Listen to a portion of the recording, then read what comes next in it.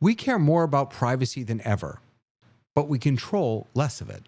From AI assistants and smart cars to age checks and genetic data, technology can now predict, influence, and profit from information we never knowingly shared. Is privacy still about keeping secrets, or has it become a fight over power? That's what we're on tonight on The Rundown. Let's get into it.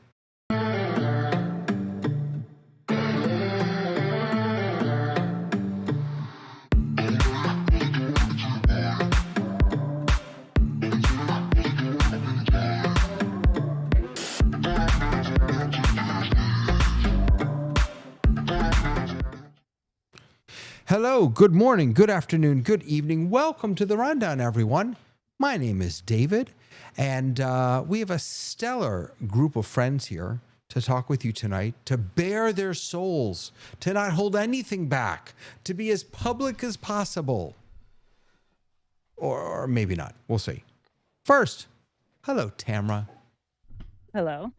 Wait, How we're are supposed to you? be as public as possible. I'm already up public. I'm in everybody's database. We are the most, it's actually going to, it'll be interesting to learn about how people feel personally about privacy and how much they're willing to share. It'll be interesting to get into that. Good to see you. Speak for yourself. I have the option now, so we'll get You have into the it. option. Yeah, we'll have to get into that law also. I'm in Absolutely. California. Yep. Brother Mobley, how are you, sir? I'm fine, sir. How are you? I'm doing well. Everything exciting? Anything exciting going on with you? We had a great show last night. Educators panel. It was really Nice. good. Yeah. Because we're getting back to school. Yeah. Well, down here in most Miami, of down here in everybody's Florida. already back. Yeah, well, down here in Florida, today was the first day of school for public programs, public schools. So there you go. Fantastic. Good to have you here. Thank you. Where's Lois? We're talking about privacy. She's being very private. She's being very private. Lois is very private. When we had this topic come up, I started thinking about the difference between privacy, being private, and secrecy, having secrets. And so hopefully we'll talk about that a little bit. That's great. Today. That's a really nice distinction to make. Yeah. Good stuff. Thank you. Dave Troutman. Hello, sir. Well, I didn't sign off on the EULA for the show, but I'll be prepared to talk about it. The privacy policy for the rundown, right? Oh, well. We don't have one, do we? So we really don't have one. We really don't. We do. I didn't sign a release form either, so what the heck, We do, however, have a Sky Gleason. Hi there. And Oh there. some Hey there. say- Happy as can be. Some say that's enough. Well, Hey- some people, I've used this joke before, I'm sure. Tell me I've got it all, and others tell me I'm full of it. Depends on the day or how much alcohol content you've had at the moment. So, I love it. So, and there's less fires in the state of Washington. I'm here to report. Well, Here to that's a good report thing. less fires, but Thank God. it's still not air is still not clear, and there are many people that we need to keep in our hopes and prayers because fire can do damage and take your house in minutes. And many lost their houses in Spokane. Seems like there are too many times that we have to keep people in our thoughts and prayers. But That's yes, for what sure. we do. For sure. That is what we do. Just a quick technical note for folks. So some of you know that we started using a tool last week or the week before, something like that. So we've rebuilt it, and it could implode the entire show. So just fair warning that, this is office hours. We're all about testing and trying new things. So we're trying a new thing. And if it all goes to crap, I apologize ahead of time. But nonetheless, we've got some news. So Mark Zuckerberg, let me change back to this view here. Mark Zuckerberg wrote a manifesto. I think he likes writing manifestos. They He likes all like writing- writing manifestos. I guess so. These 60-page whatevers. It was his vision of what he said artificial intelligence can do for the world. And I think that the main takeaway from this is that, and it was not just words, by the way, it was followed up by actions, is that Zuckerberg feels like we should blow the doors open on AI. We should make sure the most number of people have access to it, and that it shouldn't be controlled by just a few. What he followed up with was they immediately released a open source model that people could use and do whatever they wanted with. He writes, everyone will soon have invention superpowers. And of course, the pushback on this from, I think, many people would be that he has not really reckoned with all of the risks that come along with AI. But I don't know. I guess I have two questions. The first is, do you find yourself agreeing with Zuckerberg here that we should be more open about it? The second question is Zuckerberg someone that we should be listening to about this? We should listen to everybody about it. I mean, it just because a person has a certain situation doesn't mean you shouldn't listen to what they say. Now, whether you believe it or not, that's a different question. There are some people in the world who talk a lot that I don't believe, but I think he knows what he's talking about, and I would be happy for the most people to have access. And the risks aren't going to get any greater just because more people have access. It just means that you will have the ability to do creation as well. Tamara. It feels a little bit like water's wet is that kind of conversation it is, because one, I 100% agree that people should have access and that we should completely be cognizant of the fact that we really don't want something that has like 4 people in charge and the rest of us kind of fiddling to gather steam and figure it out. The one thing that occurred to me was, much like Google, Mark Zuckerberg has made a literal business model off of pretending to give you something for free and then finding ways to make money off of you. And Google's in the same position, right? Because Google's free, Gmail's free, but it's not free. We're the product. So I think that his manifesto is, yes, of course, I agree with that. But I also, I think that he's in the position uniquely in the same way that Google is, that Anthropic and OpenAI are not, to say, yeah, you know what, we should give it away for free because his business model has worked in the past. And so he has probably done projections and modeling of a business model that says, sure, give it for free and we'll find a way to make money off of it. So it's not that I don't disagree with him, but I find myself not feeling like all of these manifestos are altruistic, no matter who says them. And I don't want to doubt people, and I don't want to go through my life feeling like, where's the other shoe? But given past things, he just also let go of like thousands of people because of AI. So it's hard to kind of go, gosh, thank you for saying the thing out loud that we've all been thinking, Mark. Sky, go ahead. Well, the first thought that came to mind was the origin of something is always interesting. And is that going to be the cause and effect of future choices and decisions that are going to be made? And the thought that came to mind is Silicon Valley is an aura of go fast and break things, because that was the VC concept of how money was being thrown at things so that it would hurry up and either make billions of dollars, be the first to market, and crush everybody else that would never be able to reach, the market share. Or so is also the thought that Tamara, you just brought up. Mark doesn't do this on his own anymore. Now, while he is the spokesperson for the entire company, I would assume, like Walt Disney, he did not paint every cell of a feature film, but he was in charge and made the focus and made the drive of things. But that there are other people inside this. Uh-oh. We uh-oh'd. Something. You froze. You froze. You're good. Go ahead. That's me. That's on me. It's okay. Yeah. Go ahead. Continue. Finish what were your you thought. saying? Well, that was it. No, what? the fact that he's not doing this alone. Mark is not doing this alone. Did we get to that part? Yes. Yep. Okay. Well, then that was my two things, Yeah. that hurry up and break things, and that he's not doing it alone. So those are my insights in this conversation. Yeah. Tony, go for it. Yeah, I just think that we are just beta testers, and in some instances alpha testers, and it's really just I think just shaking out things and just seeing how good things can work.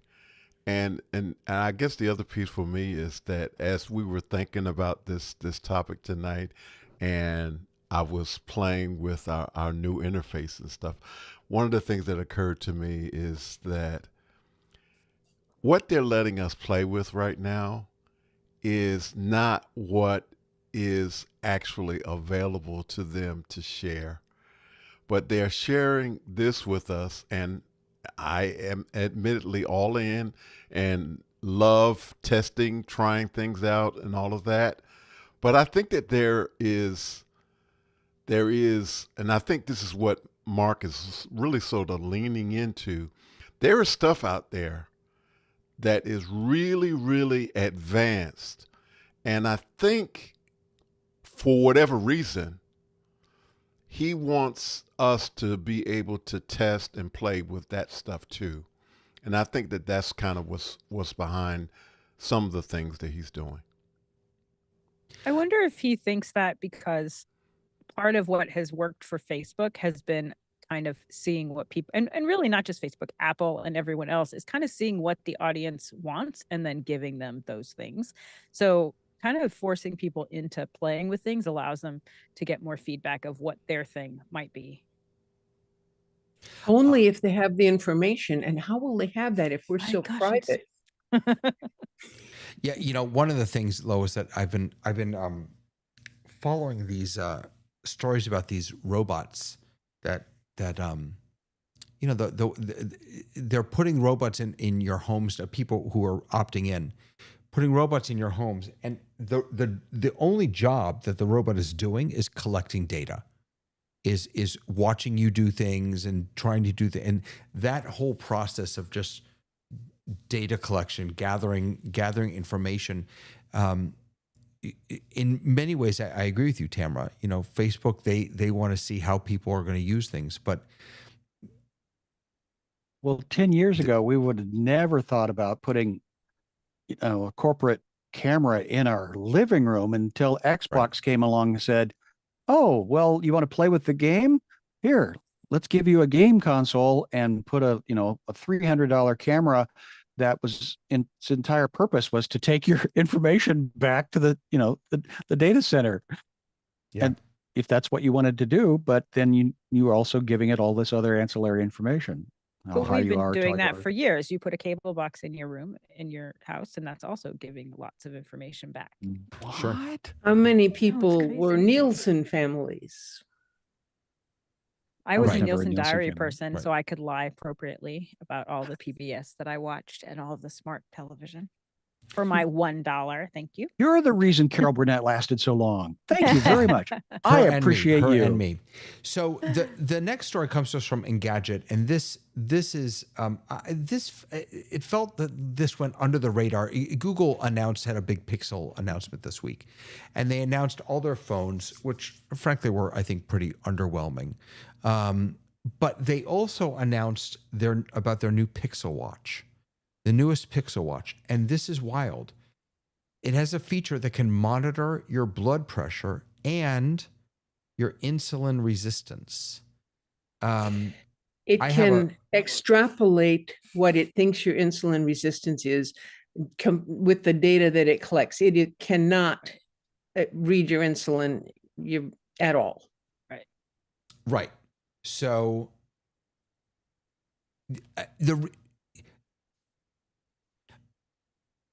I don't know enough about type 1 diabetes to know what is the gap between the two things that you just said, Lois, right? What's the gap between actually reading it and but let me just finish extrapolating. What I can tell you is that I have a student, a first grader who's starting here, and she has to have a nurse full time on our staff because she was just diagnosed with type 1 diabetes. And this has been, for wearables, the holy grail. If wearables can somehow help people struggling with diabetes, that is huge. And so how good it is or not is absolutely worth debating. I'm thrilled that Google is pushing the envelope here and trying to do things that haven't been done before. Go ahead, Lois. I'm sorry. Okay, so type 1 diabetes and type 2 diabetes are different things. And when you're talking about insulin resistance, you are not talking about, do you need a shot of insulin now? You're talking about, is your body functioning properly? And so insulin resistance, so I am a type 2 diabetic, and insulin resistance means that my cells at certain times don't absorb the insulin that they're supposed to, which is what the whole resistance thing is about. But it has to do with individual cells, and it's not something that can be measured by looking at your skin or doing anything like that. And is that significantly worse, what it can give you? It's not significantly, it's misleading. The way people are writing about this is, I mean, like they say, okay, well, you don't have to poke your fingers anymore. You can get a blood test. Just, no, you can't. You can't do that. They look at lots of different things that happen. If you just go read the article, it tells you about all the things they're collecting, your heart rate and your changes in what you're doing, and did you fall asleep, and the whole thing. And it's collecting all this personal, private, physical data about you. And then it's saying, well, when these things happen, maybe we should think that might have happened. And so they're doing extrapolations and computations and all that sort of stuff to try and figure out what's going on. But the hype is that this is doing something that it's not. Right. But also, I think the difference that I saw in this than in like the Apple Watch, for example. And so I love my Apple Watch. I like that it collects lots of data. And I don't consider that any data point is 100% accurate, but I consider that it's similar over time given this one device. And so it's helpful to see where things spike and don't spike based on this data to maybe then go and get better data is kind of how I look at it. Other people might look at it as, 100%, it's what it does. But the thing that I thought was interesting in this is that if it senses a spike, then it will give you a certain amount of time, and then it's going to call EMS or whatever it is that they're going to call, in the similar way to the drop test in Apple. So like if you're in a car accident or you fall, Apple gives you a couple of seconds to say, hey, there wasn't a significant crash here, before it dials 911. This feels like it's not as accurate as a fall. And so that's kind of interesting to me, because the Apple doesn't do that. In other cases, it will alert me if I'm outside of one of those ranges or outside of my norm, because my norm may not be, the best ranges. It's really what my norm is what it bases it on. So I thought that was very interesting. Also, reminder, we're about 3 weeks away from hearing what the new Apple Watches are going to do, or a couple weeks away from that. So I think that health you think they're going to announce anything big there? I don't think so. I think that I do think that they've been close in the last couple of times. So I do think that if they're going to announce something, I think it's in tandem. I think all of these places just play. Another way to maybe think about this, the difference between Lois, what you were describing and what this can do, is that because this looks at trends, this isn't about diagnosing in the moment, but it can be about helping us change our overall health. Dahlia is writing in the chat that she lives by her Oura Ring. Now, it doesn't diagnose anything, but it absolutely gives her helpful feedback on trends in her life about how she's sleeping and her steps and everything else. And that's not new. We've had that for a while, but to really be able to embrace that data and be able to use it to better your life, I think is really powerful. Sky, go ahead.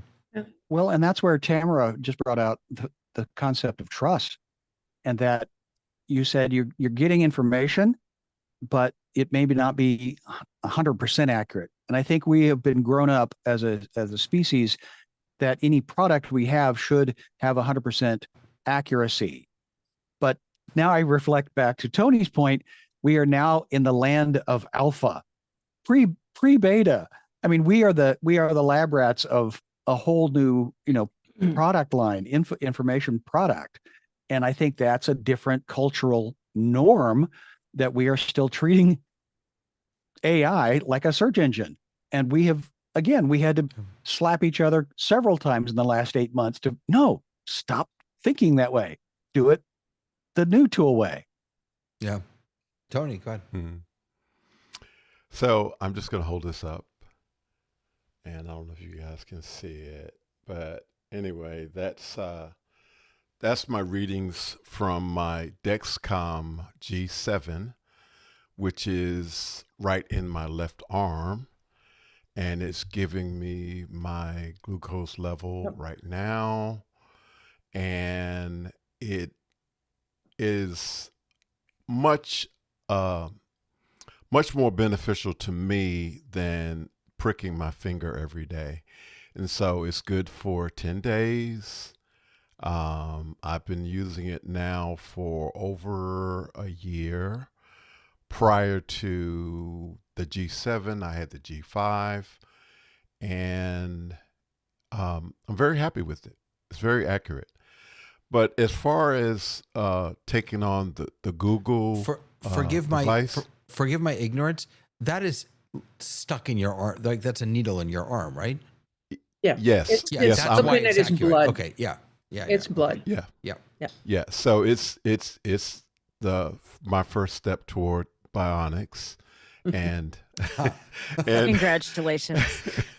and I wanted to say that Google will have to really, really step up in order for me to give up my Apple Watch, because I've shared with you guys, I've fallen a couple of times, and immediately, the alert went out and that I had fallen, and the watches asked me, do I need help? Do you want us to call 911? I mean, I think it's the best thing since sliced bread. And if you have an elderly relative or friend or family, I would recommend right now, even if you don't get the latest and the greatest, get an Apple Watch for their protection. My wife is working now, so I'm home alone a lot, and I would not take anything for my Apple Watch. Yeah. But if you were a Pixel phone user, right, this is an exciting thing for people who are not in the Apple universe. And that was one of the things I thought was, oh, congratulations to them, because I'm not going to switch because I'm in this universe. But And if you're now we not, know- then it's great to have another opportunity for people to be able to track. In September, when Apple comes out, the new feature will be, and it slices bread. Exactly. And if I could just say this, there is a risk as far as the privacy of this device being in my arm too. And so maybe later on I can share my concerns about that when we get to we'll definitely get to that. Absolutely. So the last thing I want to share tonight, and that just in our news segment, is what I see as a huge shift in AI. We've been talking for the past 4 years, or since we've all been doing this AI stuff, maybe it's not quite as long, past couple years, about AI slop and how can you tell what's AI and what isn't AI. Well, Claude just announced, Anthropic just announced, that new models will mark AI generated content from day one. Now, this is in large part because of regulations in the EU, But they are now going to be inserting in everything that Claude creates machine readable markings at launch. They will carry embedded watermarks, and generated files will include digitally signed provenance metadata where supported. As I heard this, I was thinking, my initial thought was, I don't like this. And here's why. Because I use these tools it's not Claude. I don't use Claude, but I use these tools for everything now. When I'm writing grants, I use it. When I'm doing this, I'm doing, and I read everything. I never use it as is. It's very much a partnership. It is a tool that I use, but there is such hysteria about AI and how terrible it is that I think that people are going to see these. They won't see the watermarks, but they'll, their computers will see the watermarks, and they will dismiss it out of hand without ever giving it the time of day because it's AI. Dave. I am going to take the other tack. I think this is the first step towards standardization.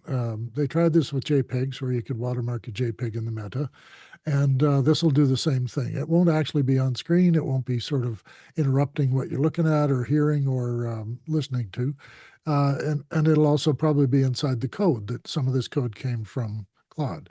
If the others adopt a similar standard, it'd be like our RSA establishing a security code standard for corporations and governments to register their people with a little counter that they carried around that was generating a random number, and then you put that number in and then it acknowledges you.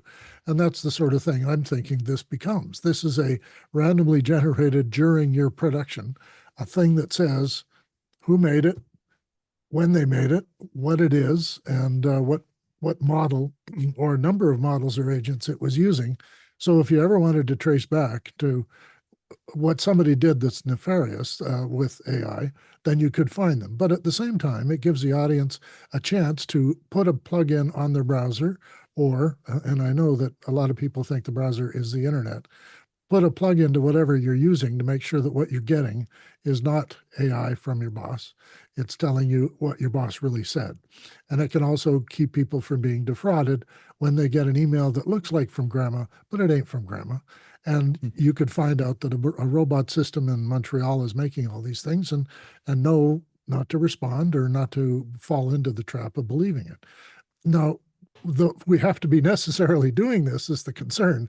Why should we have to, authenticate and trust instead of just trust, or be able to just rely on the ethics and morals of the people making it? And we can't, because we know now when everyone gets Claude in their machine, they're going to be messing around with it in ways we don't like. And maybe this is also, as much as we're all talking about tracking and privacy today, it'll be a private way of everyone knowing that if they want to get the metadata back, and it's embedded so you wouldn't be able to take it out, and it would tell you what you need to know about whether it's real or not. So I'm for it. What John Wallace just said in the chat, this is crazy. The first removal tool for this new feature just hit GitHub. That's wild. An arms race has begun. Yes. That is wild. Tamara, go ahead.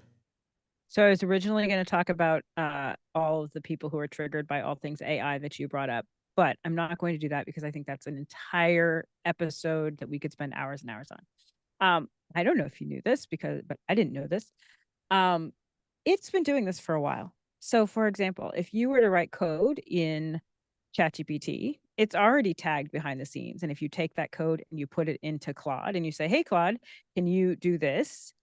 After a while, it basically says, yeah, tell your other AI this. So it's already tagged on the back. This seems to be the most honest version of that, making a public statement that it's, that they're doing this altruistic thing to try to deal with some of the major cases that have happened in the last couple of weeks with book deals being pulled and people not really, using outside systems that are supposedly able to track AI, but it's not. So I think that's where this response is coming from. But they've actually been encoding anything that's done on any of your devices. And I only know because I play them all against each other. And, after a while, they just tell me where it came from. So it's already there, even if you can't see it. Maybe it's just that they're announcing it then. Maybe that's the problem. That's what I'm saying. It's like it Yeah. feels really altruistic given these cases, these recent cases that have come out with people losing Tamara, are court you deals playing and the stuff like field that. and getting all your boyfriends to I am talk to each playing- other? Is that what's going on? I am. Sky, go ahead. Well, I feel like a flip flopper because I'm with Tamara in the creative environment that I feel like I created something, I need to get paid for it, or I need to be valued. But then I flip back over or flop on it, whichever flip or flop, that, I steal like an artist, and looking historically, that's where some of the best art was evolved using other people's, constructs, and then in being inspired from somebody else's work and then building off on top of that. And then of course, when it became monetized rather than, just you are a creative and that's what you're here to do on this planet, and the world will support you. Well, I think Dave also pointed out, yeah, that ship sailed, and we're going to continue to have people, grab everything for themselves and not share back to the word. I think Tamara mentioned utopia or altruistic, and somehow those go hand in hand. So steal like an artist and let everybody know that it's yours. No, I don't know. Can that happen? Lois, go ahead. So I think that the reason that you saw that article is because of the EU, and they have the restrictions and limitations. And in order to comply with those restrictions, these folks had to do something. And so they told the world, and this is what we're doing. So whether or not something was already there, and I don't know about the stuff that Tamara was finding, but it is not unreasonable to identify what something is and where it came from. If you go to my Flickr account and you look at my photos and you look at the details of it, it will tell you exactly where I took that picture and what day it was done and what camera I used. And all that information is in there. You won't see it in the photograph, but the information is tagged to the site, to the image. And having a tag like that, a metadata tag that says, and this was generated by AI, I think is perfectly good. Yeah. All right. So, Sky, do you want to say something? Well, I did. Because we are now experimenting. You set the bar really low, and the whole thing may be flushed by the time we get, to the quarter hour. So you're setting the bar expectation. We are working inside an app that you have been working on and reinventing and reinventing. Now, could you sell this? Maybe. Would then you have to support it? And what would be the expectations of your consumers? We've had that conversation again, but I'm kind of giddy that we are developing from other people's ideas. I'm kind of giddy that you are using other people's construct and constructive criticism and moving this product forward, a product, service, tool, which I don't know. This is, I think, part of our conundrum and why I like this experience every week, because we kind of don't play by the rules, but we're still trying to figure the rules out. We are indeed. Lois, did you want to jump back in? Oh no, I'm waiting for privacy. Oh, she's waiting for privacy. Okay. We're ready. I want to be on the first on the privacy, you see. All right. So let's talk privacy. So I'm going to share something very embarrassing that happened to me as a way of opening this. Yes. Today is Thursday. So Tuesday night, I was here in my office. It was 5:45, and I got a phone call. And it was Citibank fraud department. And they said that, and I have had a Citibank credit card. I don't currently have one. And they said that someone opened a credit card in my name and used it tried to use it to purchase illegal firearms. I got very, very nervous. So I stayed on the call and listened to them. And then they told me that they had to connect me with the FBI because this, now that I'm saying it out loud, I'm laughing, but because this was a criminal, not my criminal act, but it was a criminal act. So they transfer me to the New York Bureau of the FBI, and I'm on the phone with them. The woman tells me that she could take a sworn statement from me so that she can, take care of this, and sends me a Signal invitation. So I jump on Signal, which I happen to know the government has used. And I give a sworn statement. As a part of my sworn statement, I hold up my license, driver's license. And there goes privacy for you. The whole thing was a scam. The whole thing was a scam. And they had me going for 45 minutes. I'm so embarrassed that I fell for it. So what happened after that is that it was a scramble for me to figure out, okay, what private information did I give them? Do they have that they can now use against me? The great news is I didn't give them my social security number. I was able to immediately freeze all my credit, and I froze all my credit cards, but even without me being an idiot and holding my license up for some scammers, they started out with a ton of information about me. Yep. And I gave them just a little bit more. So my question now is, and it Which really they goes may have to, already had, by the way. They may have. So. My question now, and this goes to precisely what you were saying before, Lois, which is privacy now about secrecy or about power? Is privacy about keeping things secret or about control? Let me start with Dave, and then I know you want to be first. Sorry. We'll start with Dave, and then we'll get you up there, Lois. Go ahead, Dave. I could step aside if Lois wants to. I mean, Lois, you want to jump in? no, okay, all right. Nope. Okay. This happens to me quite often. I get a phone call, and I start with questions. So if it is the FBI, I want a badge number. Secondly, if it is my credit, what's my last four numbers? What are the last four numbers of my credit card? Right. She gave me that. And I've done this quite a few times. She gave you that? Okay. Yeah, but it wasn't my card. It was a card that someone else had opened in my name. So she actually gave me the full 16 digits, which as an idiot, like no one ever gives the full 16 digit, but she showed me her badge. But do you have the same you don't have that card, right? No, I don't. So I had no way of. So you're just agreeing that those are the numbers, right? Right. But what is my credit card, right? I have a credit card with you. What's the number? And if you go, I don't have a credit card with you, that's a giveaway, right? I've had Royal Bank call and say they need to talk to me about something. And I go, really? Because I haven't had a card in 40 years. Why would you think I'm in trouble here? So if they can give you your actual credit card number, then you got some confirmation. But at the same time, I make sure I know who I'm talking to. And that's the other side. We don't have that on the phone.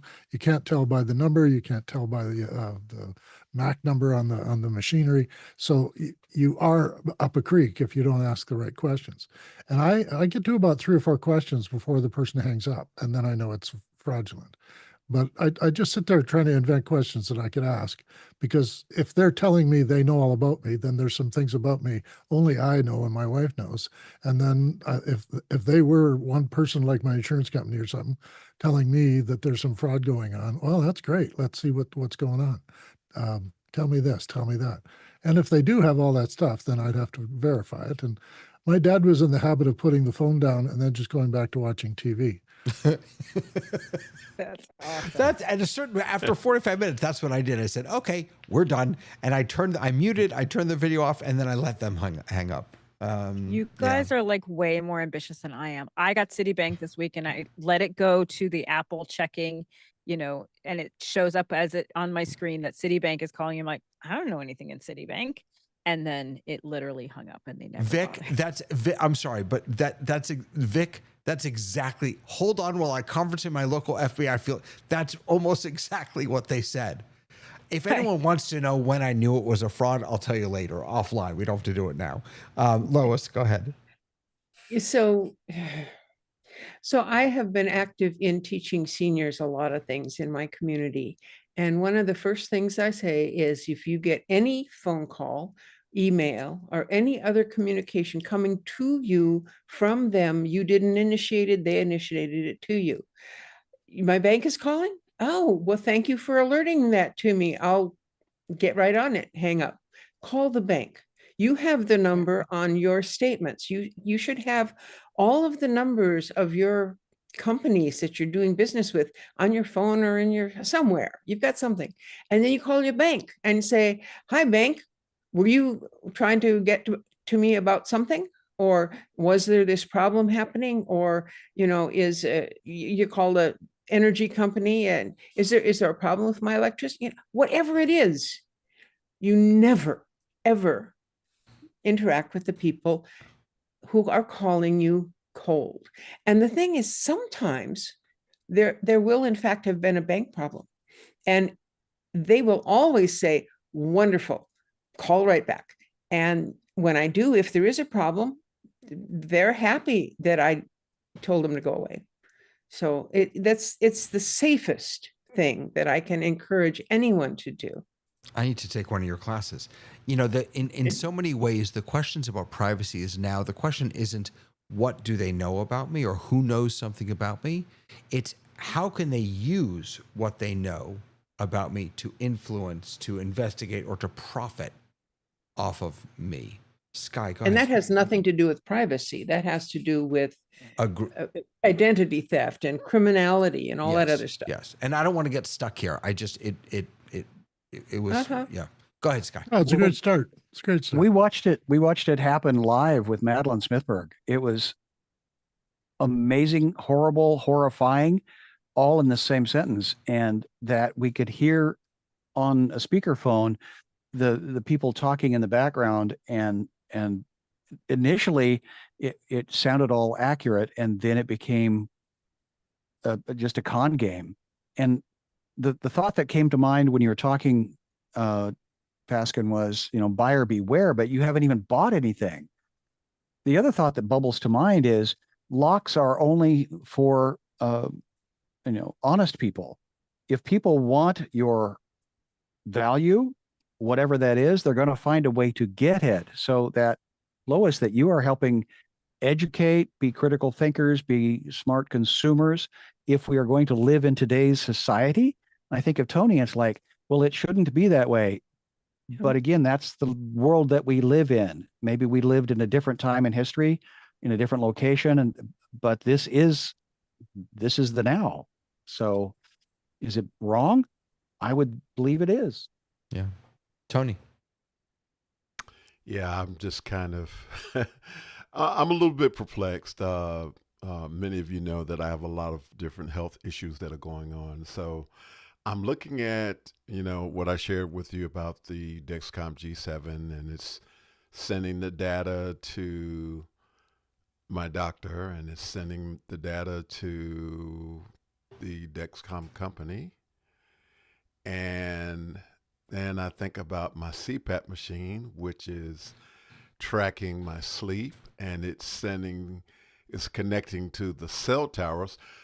In the olden days, like 3 or 4 years ago, I had to put in an SD card in the CPAP machine, get the data off the machine, and then mail it in. Now, the CPAP machine connects to the cellular towers. And so the data is transferred each night to the insurance company and the doctor. And so to a certain extent, I just don't think that there's any privacy left anymore. The position I'm in is I just try to manage it as best I can. Lois. So I think we're getting into technological talk, which of course is what this show is all about.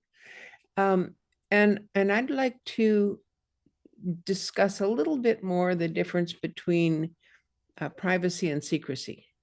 So when I was growing up, My mom and her compatriots would never talk about relationships.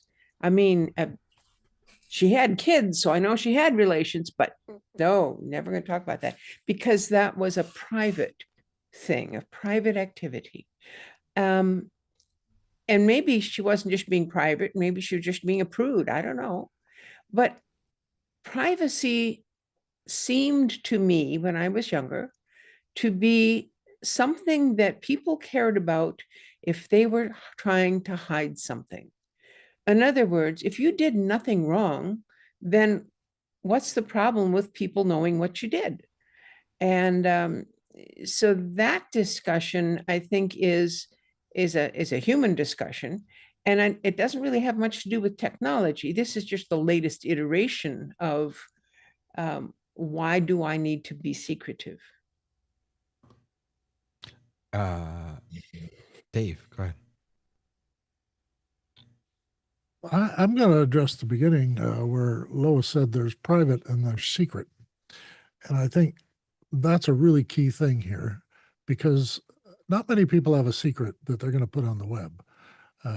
They get asked to do that a lot. I find some of the platforms I'm on, they want to know, what's the worst thing you ever did to somebody else? And I'm going, hey, that's a secret, man. I'm not telling you that because somebody else will find out. So there is that. We don't really put that stuff on the net. They know about us through our other activities. That is the inference of what we're doing. They had a guy who asked McDonald's for the complete list of everything they had done through their app, and he got 151 pages. He likes McDonald's. If I asked McDonald's to give me all the information they have on me, I'd get probably a half a page, which is when I took other people, like small children, to McDonald's, but it isn't really representative of me.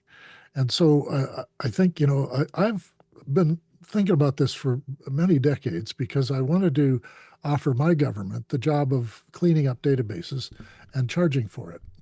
And we got a lot of information out there about Dave that is not real. It's not anything about me that is actually representative of me. And if the government had all your information, which they got a whole lot of it, then they could be able to tell an insurance company when they've got it wrong, or a billing company or a credit company. And that's happened to me where a credit card company dumped their database and reloaded their backup and it was 10 years old. And then I was starting to be billed again for things that, I'm sorry, that happened 10 years ago. I've already paid you for that. And they apologized and their latest update was correct. But the idea that the information they're gathering on us is correct is something that I've been thinking about for a long time because I'm going back as far as Usenet, guys, so watch out. One fellow got his Safeway card and published his number. And what he wanted to do was give everyone a chance to use his Safeway card when buying things at Safeway, and then it would contaminate the database that he's buying tens of thousands of, toilet paper and 50,000 diapers and this sort of thing because it would just corrupt the whole database and screw things up. I'm not going to give away my card's information for that purpose anymore because I know that they can tell the difference now. But in the early days of these membership cards and these gift cards and things that we got, it was yet another way for them to find out how often you came to the grocery store and the sort of things that they bought, ostensibly for them to have the shelves holding the things that people want to buy. But at the same time, they know what you're not buying. And then they know whether or not what they're putting in front of you is working.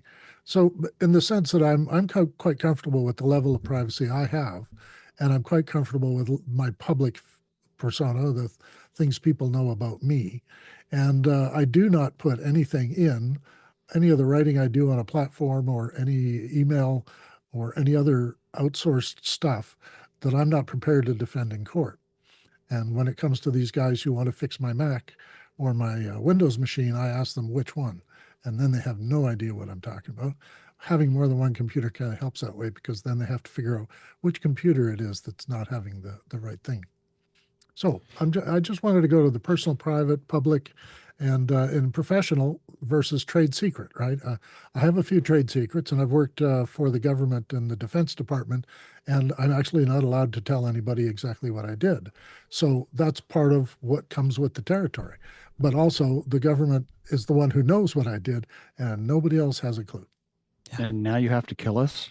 Sorry. Yes, I Right. have to kill I you. didn't by want to know killing you. that. Yeah. Thanks, Dave. Exactly. Thanks. And then if Lois, you go walk ahead. into the door at Netflix. Go ahead, Lois. Okay, so I think one of the things that when we talk about privacy, that we need to talk about generations, about the ages of people. As people grew up, they learned what should be private, what should be public, what, you learn this from your family and all this other stuff. Then you learn it from TV, and I think that folks who are 20 years old today don't have any any they're not at all the same as when I was 20 years old and what I thought about privacy. Because I don't think I don't think there is privacy for a 20-year-old. I think they have grown up with all of their stuff being public, which has caused some problems too. But so there's a difference between us and them. Tamara. I think that's true to a degree, but like my nephews coming up, one is 21 and one is 18. They were very clear with my sister that we don't want you to release photos of us. Like they were in 6th grade. So I feel like that generation that's on the young end of that are kind of a little different than the generation slightly above them, because when I taught, I remember being in a class and these high schoolers, and everything was, I mean, everything it was out online, and teachers would be like, did you see this? I'm like, well, I shouldn't be seeing that. Like that's not okay. But I do feel like the generation, the alphas and the tail end of these kids who are 18, 19, I do think they have a different relationship with it. I'm not saying all of them, because I'm on, Bama Rush TikTok right now, and those kids will just tell you anything, right? So I think that I do agree that like privacy has changed and private has changed with a generation that was grown up like literally with their in utero pictures, which are usually the things you used to share with just people in your family, right? You would be like, look, there's the baby. Now they're on Facebook. Like anybody can see them. So I think that there is definitely a generation that has grown up in this lens of, and this limelight of everything is just like the more out there, the better. But I also think there are kids within that who are kind of like, actually, I'm not really interested in that. I want to control my own narrative. Yeah. Tony. I think I don't think it's just young people that share a whole lot of information, but I think that really not so much even goes back to their surface level understanding of themselves in terms of the things that they share. I think it goes back to, again, this need for interaction and contact and relationship, and the things that we are, even though the world is much smaller, I think personal interaction and relationships are suffering even in this digital age, and that there are very few authentic interactions, and that's why some people feel that it's necessary to share every single thing, because that is their way of relating to another person, even though they may not know that person, even though they may not even know if that person is what it appears to be. And also they Sky. can get validation, right? Mhm. They're feeling validation in a way where my story going to Target having a bad experience was never a really big deal. It was something I might blow steam off with the family. But if this is our new way of getting validation, and I think we've all been, privy to that at some point where it's like more likes, you post something, you're like, what did someone think about that? There's that certain validation that you get, even if you're smart about your story, even if you're smart about it, there's kind of, it's a little bit of an addiction, right? And so for people who are not feeling seen and heard, these mediums are allowing them to be seen, heard. People are interacting with them. They are like, relating to them, which I think for a lot of cases, that's not happening in real life, which goes back to what Tony's saying and what we've said over and over again, which is we need to double down on being human. And therein lies the paradox from the show title, for me at least, is that, on the one hand, these tools allow people to be seen. On the other hand, or at the same time, some of us don't want to be seen quite so much. Or we don't want all of us to be seen, or we only want certain pieces of us to be seen. I met with a company last week to they deal with compliance in SOC 2, which apparently is the industry standard for privacy compliance in B2B, in business to business. So I met with this company, and they were evaluating an app that I had built and a site that I had made. And thank goodness both were good. They're not SOC 2 compliant yet, because that's a high bar, but they were very good. We happened to look at a third site that I'm associated with, and that one was using Google Analytics to leave cookies on your browser, on your computer, which is not. And there was no indication on the site that was happening. Never would have even thought about that Google Analytics is invading people's privacy, and that we have an obligation to tell them that we are tracking you in a certain way. Sky, go ahead. This is true confessions night. This is better than Dave's got a problem. Oh my gosh. I'm just, again, I came back from a 50th high school reunion. These were all people in their 17, 18, 19-year-old humans 50 years ago. And how did we want to be identified? We didn't even know the word self-identification. We were just trying to, be cool was the phrase. And long before rad was even a phrase. And so as I look at this lifestyle that Lois talks about, we are a people of a certain age, and that I remember my son and daughter both that are now in their 30s saying, yeah, we don't care about the things that you care about, those things, those shibboleths, those things that I was ready to fight for, because that's what I was taught by my parent, by my people group, by my circle of acquaintances that I was trying to stay in connection with. And so where I guess I'm trying to find my words are, I think COVID, the world got flat. And now with technology exponentially going faster than analog ever thought about, the world is different. And this is the world today. So are we here to validate our anxieties, or are we here to explore and experiment how as humans we can live and love each other in this new universe? That's my constant challenge. And I love the paradox of it, because both are true at the same time. Sure. And neither good nor bad, unless you are making a living off of one or the other, and then you're going to defend something. Those are my thoughts. ChatGPT just today announced a new feature called Computer History.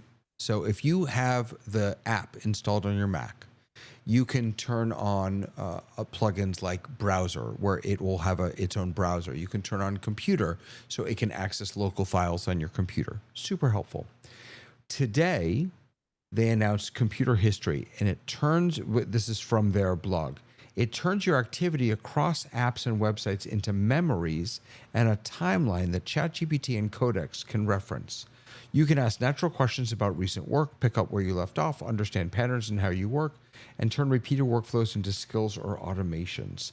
Now, it's turned off by default, which right there speaks volumes, right? Right.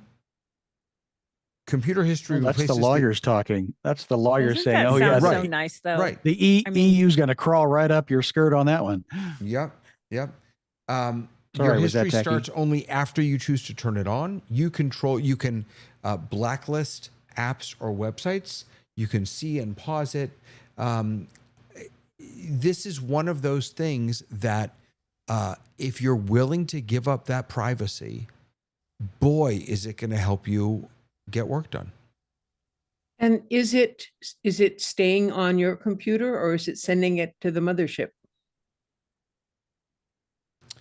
That's an excellent question. I have to believe it's sending it to the mothership because in order to use it, well, maybe I'm wrong about that.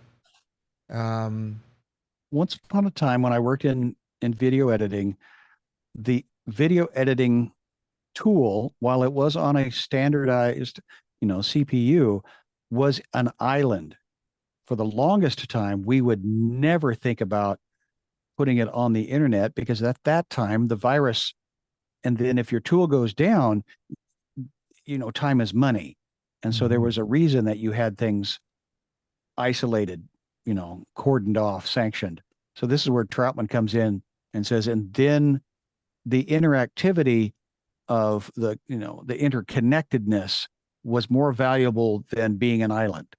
So what does that mean, Troutman, in your land of broadcast and technology? Well, I'm aware that everything I do on my computer has a log. I don't know if you've ever had a chance to go look at it, but it's telling you every app you launch, what time you launched it, and what code and fragment of memory it's using. And this is used by, your usual Apple genius to look into your back end and see what you were doing when you had that problem, and then see where the locations are and what to start looking for. And the log is quite large. There are crons that you can put on Unix to clear your log on a monthly basis, but I don't know where chat is getting its information about what's on your computer. And it may only be related to the sort of surface that it's watching what you're doing right now at the screen level. But a lot of what's going on in the background, and in my machine, I've got almost 1,000 threads running, and they're all doing different things while you and I are talking. So I see a usefulness in being able to do my history of my computer, but I'm not buying it actually. I'm thinking if chat was on my machine, it would have a very short log to check out. So here's what it says. It's a computer history creates an interaction event stream from allowed apps and websites. Events can include clicks, typing, keyboard shortcuts, app switches, and context that macOS exposes through its accessibility system. Computer history periodically turns these events into text summaries and local memory files. So that's the answer to your question, Lois. Yeah. Computer history does not capture screenshots, screen recordings, microphone input, or system audio. Private mode web browsing activity is never included. So basically, it's gonna. Those are already protected. Yeah. It's gonna summarize, and each item may show a title and text summary of the activity, what apps you used. A lot of the metadata stuff here, suggested skill or automation when ChatGPT identifies repeatable work. Yada, yada, yada. I also, Dave, thought that, I don't keep a lot on my computer. Everything that I have is up in the cloud, but you can, because it can also connect to Google Drive, you can say, hey, what doc was I working on yesterday when I left? And then it'll find it and open it up for you. Yeah. Well, the joke was that when corporations started putting those tracker, are you doing something on your computer, was that the people would leave little catnip and then they would leave for the morning, but the cat would continue to, paddle around on the keyboard to look like you're working. Yeah. So if Lois, go ahead. that thing that you're talking about is able to look at what you did and all that sort of stuff, it doesn't seem like it would be very useful for me. I mean, I know what I did it, but it might be useful for someone who can access your computer and find out about you by looking at what you've done in your history and that sort of thing. So I'm curious as to how third parties are going to use, or second parties even, are going to use this. Anyway, I think that's a little bit over my head. It's not something I'm going to work on. But I do want to come back to David Paskin's first question. Are we talking privacy as secrets or privacy as power?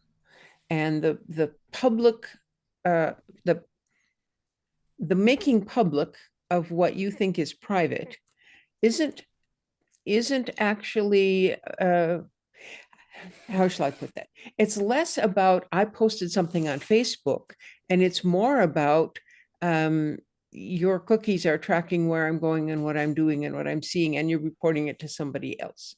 So the power comes not in publicizing my private actions, but in taking that private information and using it against me somehow. Which that's the power. Yeah, that's the power.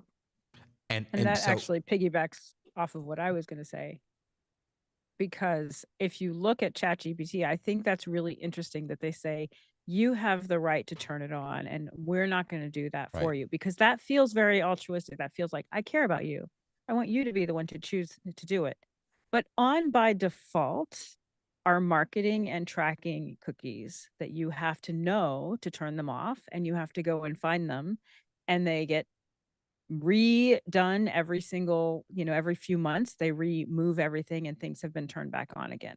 So all of these things we're saying, we want you to control. We want you to have the control. You have the control.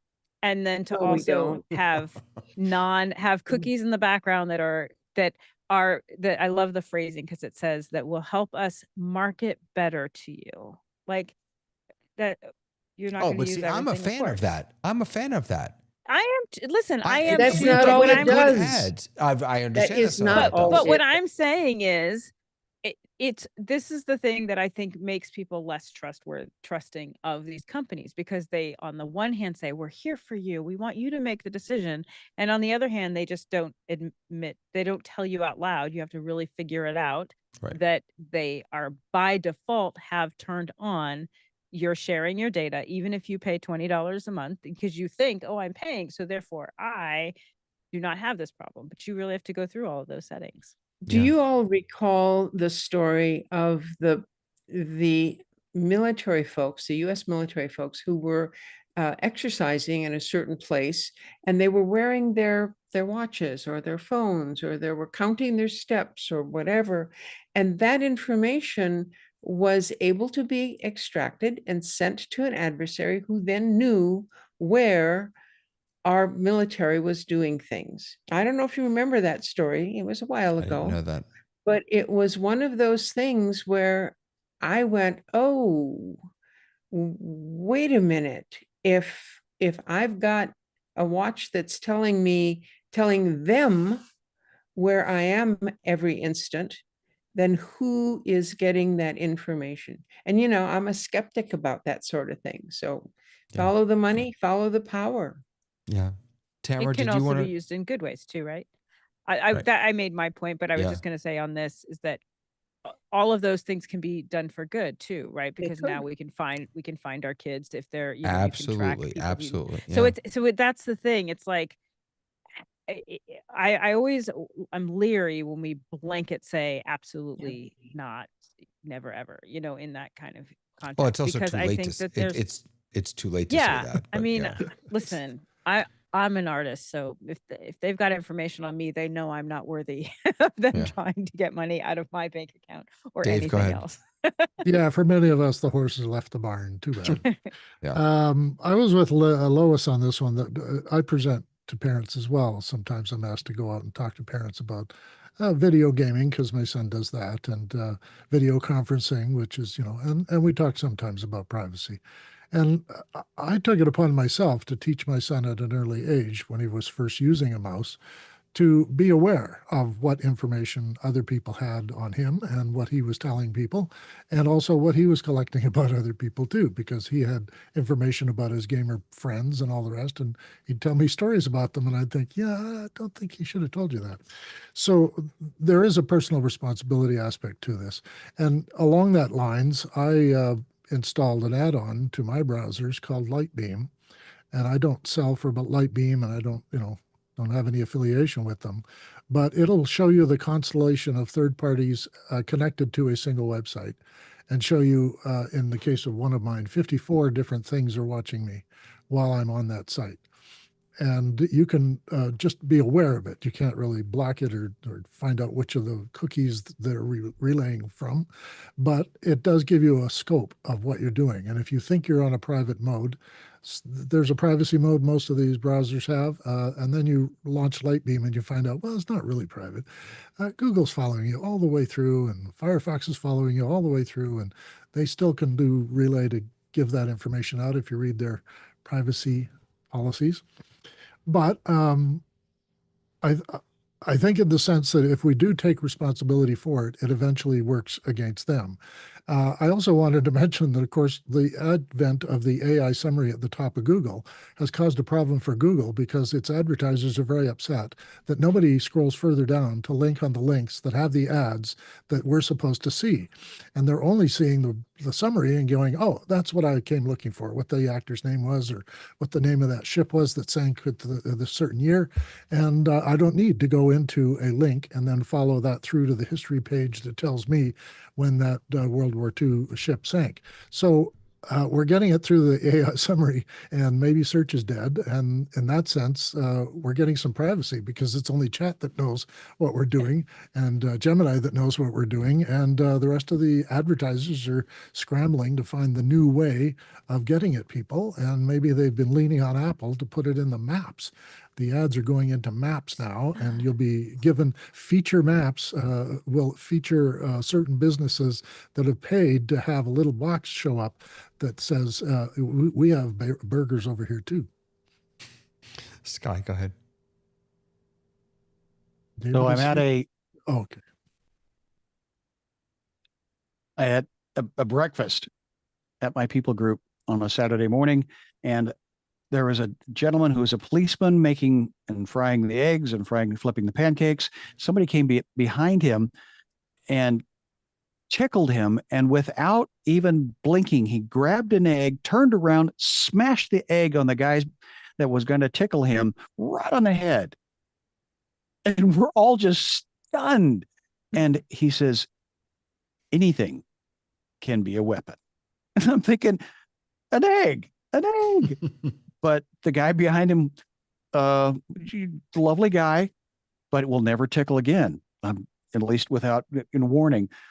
So I use that as a thought, because what came to mind was, when the threat is less than the value. I remember Alex Lindsay had that X and Y and that equation, and I'm really intrigued by that, because when the estimated threat or cost is less than the value of the asset being protected, security controls or defense actions are considered economically unjustifiable or disproportionate. So that's Google's response to my question of, when is a threat less of than the value of what we received? So, and we're constantly trying are we to solving figure any out problems here tonight? Are we answering the world's problems? I don't know. We're having a great conversation with people that we like, and that we have hardly ever met, but we know each other intimately. And so, did the worst thing on the planet in our lifetime bring us together, or did we bring us together because of the worst possible thing that could have happened? And so, look, yeah, David, your microphone's off. Yeah, sorry about that. Beware of the egg. And look, all of us here have made a conscious decision to not be too private. We are, our voice, our image, our opinions, they are now on YouTube until YouTube Forever. is no more. Right. Yeah. And so we have all made struggled with that balance with what you were just describing. Is the payoff worth the risk, or whatever that equation is? And we've all decided, yeah, at least in this situation, at least in this case, it is. So I'm going to have the bank call you back, Dave. So you should pick up and make sure Oh your my social security gosh. numbers and sorry. We Tony, still love you anyways, Dave. thanks. The stage is yours. Save my us, friend. Tony. Save us. No, I just think that when it comes to this whole idea of privacy, that there is very little privacy. I think that if someone targets you and wants to know what you're doing, there is no stopping them. I think that, for somebody like me, I don't really have anything that anybody really wants to know. There's no wealth. I'm kind of free in that I can, really say what I feel and what I think. But I think that the fact that we are willing to push aside the whole idea of privacy for the sake of authentic relationships in this digital space, as Rabbi David said, can be encouraging and uplifting to those people who may be struggling with a variety of different things. We may not, Brother Sky, solve the world's problems, but we might, from time to time, be able to lift somebody up, even if it's just for a moment. And the last word to Ms. Lois. Privacy and being public. If you could have a bad hair day and think, oh God, I can't be on the panel tonight, and then go, oh, but these other people really want me there. Maybe I'll give up a little bit of privacy, be a little more public, because we're all humans together. So I hope that the listeners all moderate their behavior when they need to, take care of yourself when you need to, and then, hey, come join us on the panel. And take I'm care of having one a another. no hair day. I'm not having a bad hair day. Every week I have a no hair day. Thank you all for being public about your privacy, and sharing with all of us. It was really, really a lovely conversation, and nothing blew up. I found a lot of bugs, but nothing blew up. So next week better. Every week a little bit better. By the way, if anyone is interested in trying this and playing around with this, if you have a show coming up or something, either ping me or just go to runmy.show and you can be a beta tester of it. Hey, tomorrow morning, Office Hours is going to be back answering your questions. Tomorrow afternoon, we will be in the Zoom test kitchen. And next week, we will be right back here on the rundown. So thanks for joining us. And until then, have a fantastic weekend. Thank you, Zoom, for being Zoomy.